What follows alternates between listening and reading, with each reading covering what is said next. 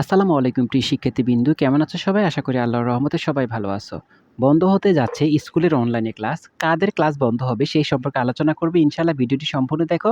তুমি যদি আমাদের চ্যানেলে নতুন হয়ে থাকো অনুরোধ থাকবে আমাদের চ্যানেলটিকে এখনই সাবস্ক্রাইব করে ফেলো।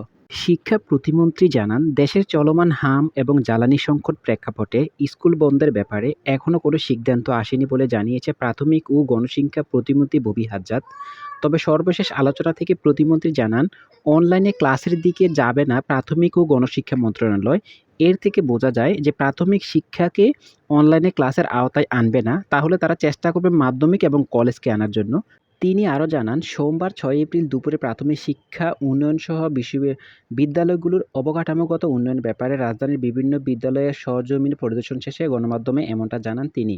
তো এখান থেকে বোঝা যায় যে প্রাথমিকে যারা আছে তাদেরকে মোটামুটি অনলাইন ক্লাসের যুক্ত করা হবে না, এটা 100% সিউর।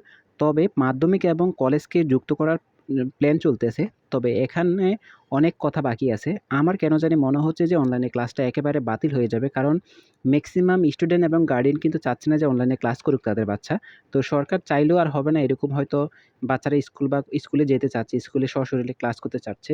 তো এই জিনিসটা হতে পারে। তারপরও যখন এই সপ্তাহ জানানোর কথা আছে, তো এই সপ্তাহে কি আপডেট আসে আমরা দেখি। এই আপডেট থেকে বুঝতে পারবো যে আমাদের অনলাইনে ক্লাসগুলো হবে নাকি হবে না। তবে আমার কেন জানি মনে হচ্ছে যে অনলাইনে ক্লাসগুলো না হলেই ভালো হবে, বা হবে না, আমার এমনটা মনে হচ্ছে। বাকি তোমাদের কোনো মতামত থাকলে অবশ্যই জানাতে পারো। তুমি যদি আমাদের চ্যানেল নতুন হয়ে থাকো অবশ্যই চ্যানেলটিকে সাবস্ক্রাইব করে সঙ্গেই থাকো।